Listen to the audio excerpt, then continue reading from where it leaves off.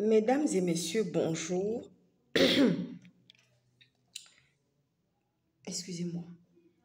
Je viens cet après-midi précisément pour parler de cette annonce que je viens d'avoir qui m'est tombée, qui m'est tombée depuis cette début de matinée. Comme je vous le disais, nous avons perdu une jeune et très belle fille étoilée, comme nous avons perdu Dina, qui est Alexandra Diengo Lumbadi.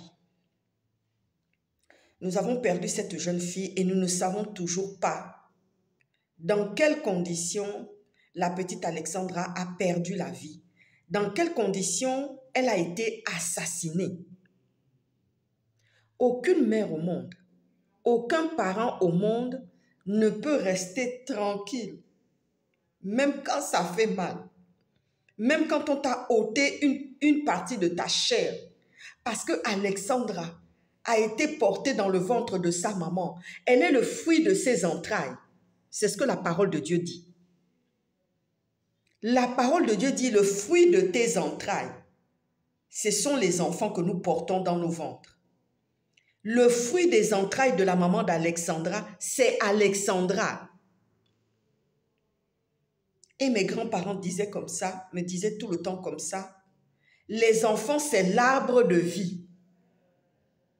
Alexandra était l'arbre de vie de sa maman et de son papa et de toute sa famille. Alexandra était l'arbre de vie de sa maman et de toute sa famille. J'ai même du mal à parler au passé. Oui, j'ai même du mal à parler au passé. Et comme disait une de mes choristes, maman, on a vu que ces jours-ci, tu ne peux pas chanter. Je ne peux pas reprendre mes activités parce que j'estime que je n'ai pas encore vu clair dans ce problème qui concerne notre petite, notre fille. Parce que je suis maman. Ma fille a 28 ans. Alexandra a 21 ans. Donc c'est ma fille. Cette petite-là que nous avons perdue comme ça. J'ai écrit aux autorités canadiennes, au Premier ministre Justin Trudeau. Lui qui est fils de syndicaliste. C'est une famille connue, une grosse famille, les Trudeau. Ce n'est pas n'importe qui là-bas. Enfin, bref. Nous parlons d'Alexandra qui a perdu la vie et qui est un arbre de vie de sa maman, de son papa et de toute sa famille et de l'Afrique centrale, de la CEMAC, de l'Afrique centrale, Bantou et du continent africain. C'est une perle que nous avons perdue. Comme nous avons perdu Dina, comme nous avons perdu les 26 autres enfants au Canada.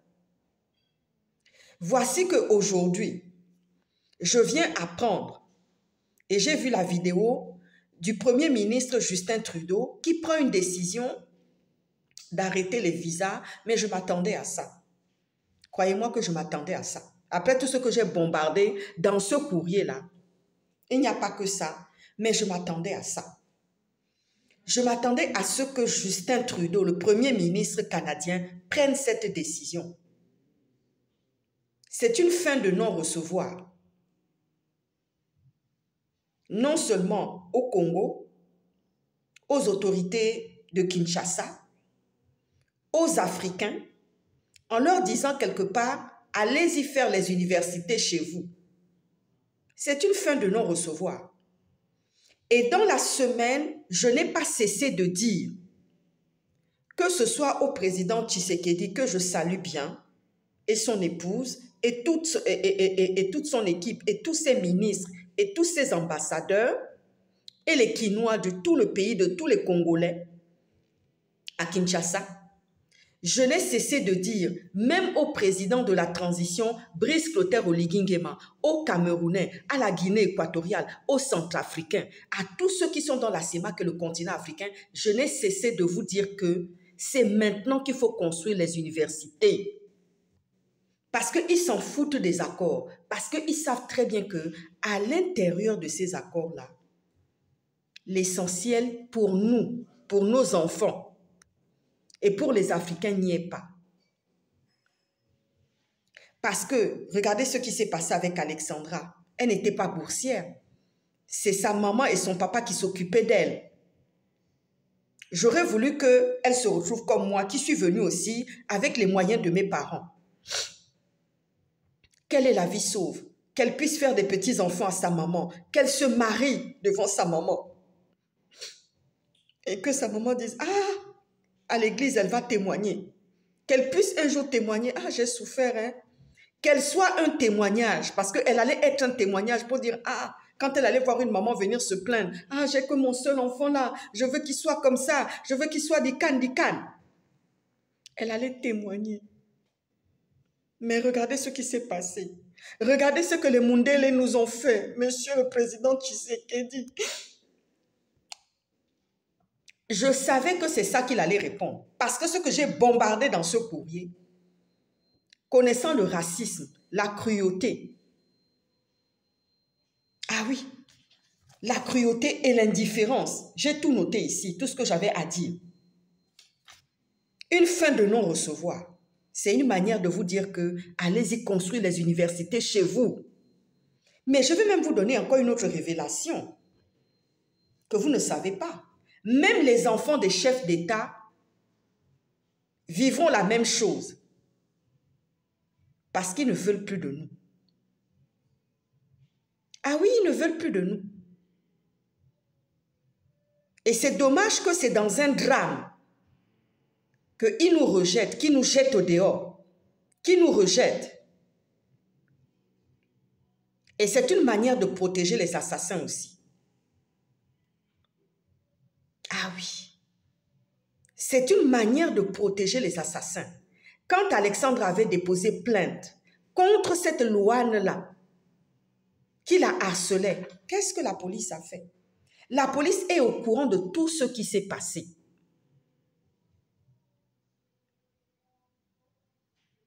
Mais je vais vous dire, les décisions des hommes ne pèsent pas devant la décision de Dieu.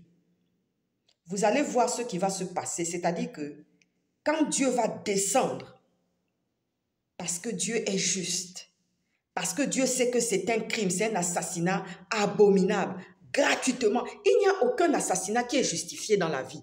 Aucun. Même quand quelqu'un vient voler chez toi, dérober chez toi, laisse-lui la vie, laisse-le partir. Tant qu'il ne t'a pas fait du mal, tant que tu n'es pas agressé, parce qu'il y a l'autodéfense, il y a la position de défense. S'il ne t'attaque pas, toi et tes enfants, et qu'il réussit à prendre la fuite, appelle la police, dépose ta plainte, fais le nécessaire, mais laisse-le partir, ne le tue pas. Mais s'il s'attaque à ta vie, tu vas le faire aussi. C'est la loi du talion. C'est la loi du talion. Voici une fin de non-recevoir. J'en appelle encore au président Tshisekedi, au président de la transition, Brice Clotaire Oligui Nguema, à tous les opposants de chaque pays et du continent africain. Il y a des mandatures présidentielles qui arrivent bientôt. J'espère que les candidats sont sensibles à tout ce que nous sommes en train de vivre aujourd'hui avec l'assassinat encore trop c'est trop de Alexandra Diengo Lumbai. Trop c'est trop. Voici un premier ministre, Justin Trudeau, qui sort pour dire que non, maintenant les visas vont devoir s'arrêter.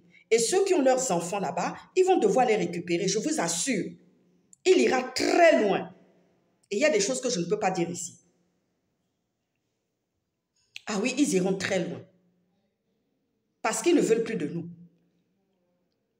Parce qu'au départ, les accords que vous avez négociés avec eux, ce n'est pas de la prunelle de vos yeux. Ce n'est pas de la prunelle des yeux des enfants du pays qui vont étudier. Vous signez des accords, mais eux, ils ont pris ce qu'ils avaient à prendre. Eux, ils savent négocier.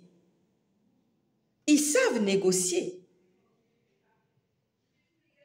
Quant au Tangani, quand un Mundele vient négocier quelque chose avec toi, il sait ce qu'il prend chez toi. Il te fait croire que oui, là où tu es là, tu es en position de force. Le seul que j'ai vu ça, le seul que j'ai vu faire ça dans le continent africain, c'était Omar Bongo. Les Gabonais étaient respectés, aimés. Tu ne pouvais pas toucher à un seul cheveu, même si tu n'es pas enfant de bourgeois ou d'une personnalité connue. Mais on ne pouvait pas toucher. Dès qu'on entendait Gabonais, ceux qui allaient à la préfecture, dès que tu entendais Gabonais, ils courent directement. Il y avait même un guichet spécial. Il faut voir le sourire. Je me souviens ici à la préfecture de Bordeaux. Il faut voir. Il y en avait une là. Elle me dit, oulala, vous avez un traitement particulier. Et en plus, vous avez un passeport diplomatique. Oulala, vous avez un traitement particulier. Hein. Sachez-le, on vous prend un rendez-vous. On vous donne un rendez-vous. Hein. Et puis, vous venez au calme et on s'occupe de vous.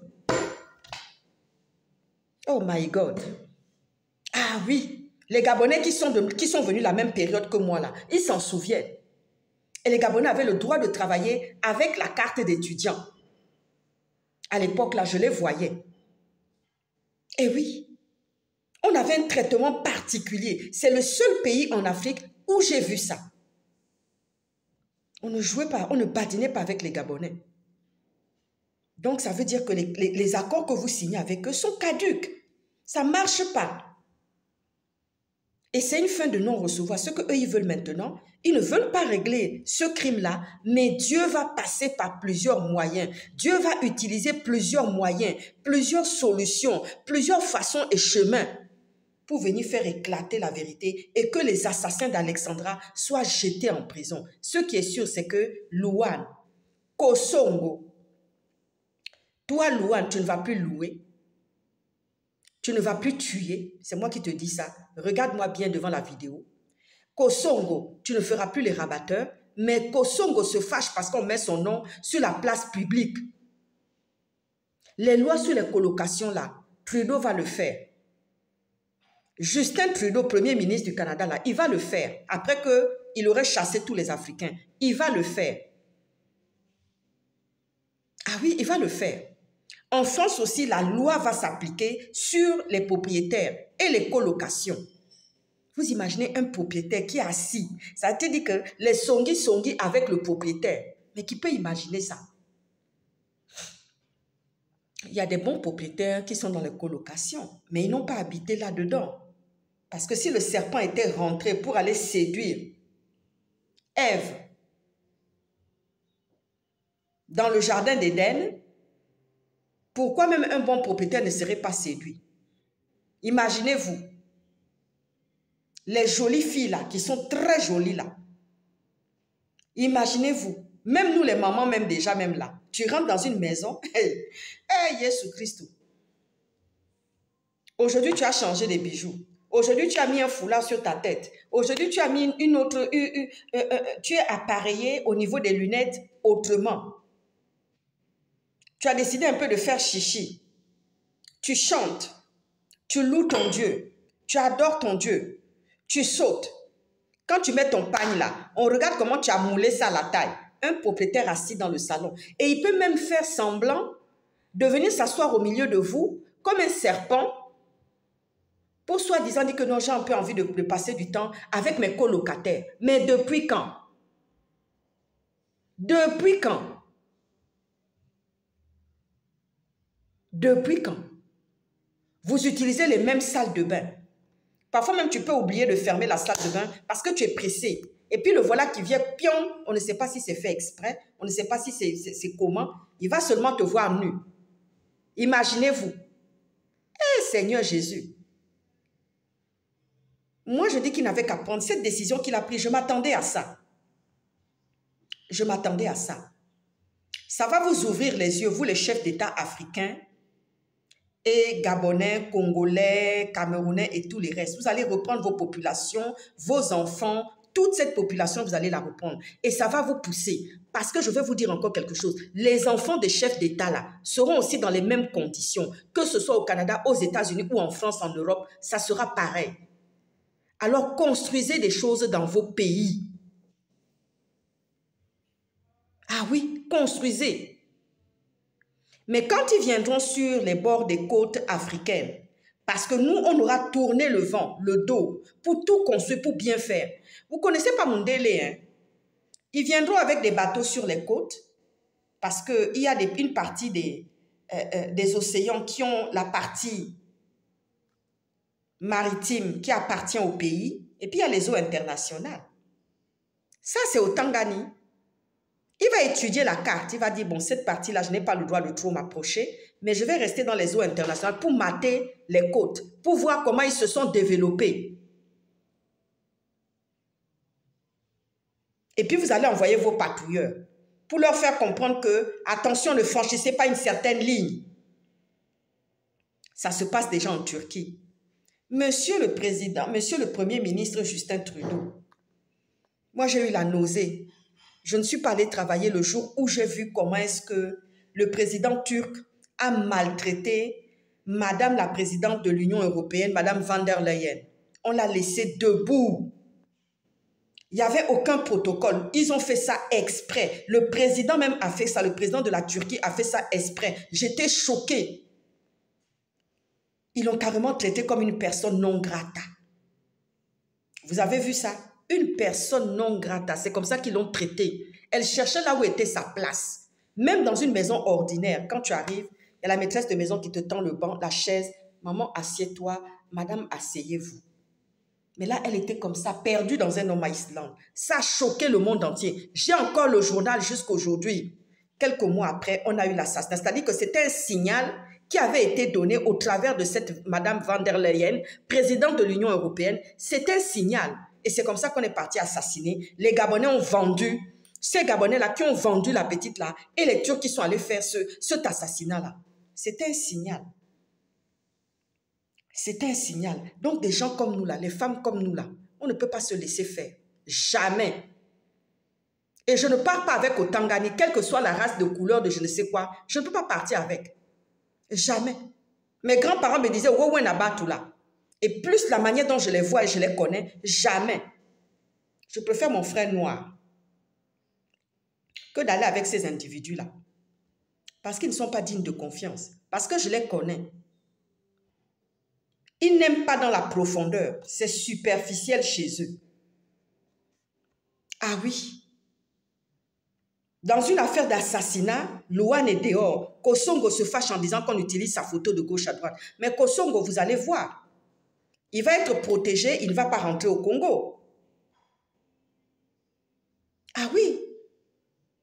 Il va exercer son droit de protection des réfugiés. Messieurs les chefs d'État, vous avez un gros problème aujourd'hui. Parce que plus personne ne veut la couleur noire en Afrique ou dans le continent européen et de gauche à droite. Faites les universités, les infrastructures. Quand j'ai déposé mon projet devant le président Macron, j'ai même un numéro de dossier aujourd'hui. J'ai même un numéro de dossier pour le projet que j'ai déposé.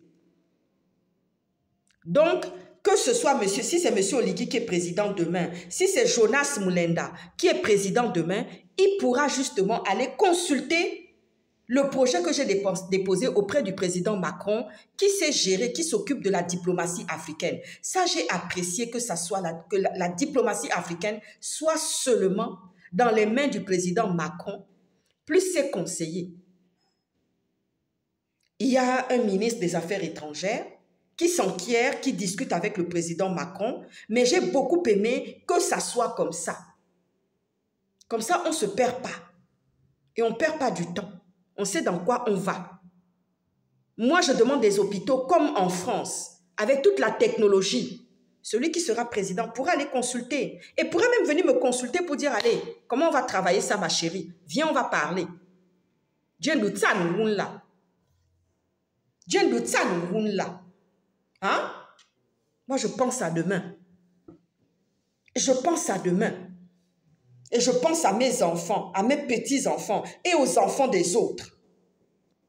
Parce que j'en ai eu ici dans mes mains. Beaucoup de gens sont sortis de mes mains. Ah oui. Je comprends pourquoi le papa de mes enfants un jour a dit comme ça, je demande leur tête. J'ai failli m'évanouir. J'ai dit, et pourtant mon papa aussi disait la même chose. Quand il s'agissait de moi ou de mes soeurs, ah là là là là là là là là, Florentine, je demande la tête de tel. Il y a des choses que je ne peux pas vous raconter ici. Un propriétaire a fait les frais de ça. J'ai retrouvé le biberon de mon enfant. J'étais dans une location en vacances. Je me lève le matin, le frigo est tombé, le frigo de la location est tombé en panne et le biberon de Matob, parce que ma petite Matob, elle avait tendance, quand elle a commencé à marcher, à être indépendante dans la maison, elle allait chercher son biberon pendant que je dors, puisqu'elle buvait son biberon froid, parce que un enfant, quand tu lui apprends à consommer froid, parce que je faisais de la stérilisation de biberons froids, et je me suis dit, si je n'ai pas la possibilité d'avoir j'avais toujours un chauffe-biberon dans mes affaires, mais si je n'ai pas la possibilité de le brancher quelque part, au moins elle pourra boire son biberon froid. Donc, elle partait dans le frigo, elle ouvrait le frigo, elle savait où était son biberon, elle se mettait ça dans la bouche. Heureusement que ce jour-là, je suis une femme de prière. Dieu a fait qu'elle n'est pas partie consommer le biberon, parce que le biberon avait tourné au vert. Ah là là! Quand son grand-père a vu ça, hey! Hey! Ça chie. Papa, merci. Maman, merci. Les grands-parents, merci. Monsieur Oligui, faites votre boulot. C'est pour ça qu'il y a des opposants au dehors. Tout le monde se plaint que la vie est devenue chère. Les étudiants vont rentrer, même vos propres enfants. On ne pourra plus les garder en Occident. Gardez ça. Quand moi, la fille au clair, je dis quelque chose là, ça tombe na bien. Bonne journée.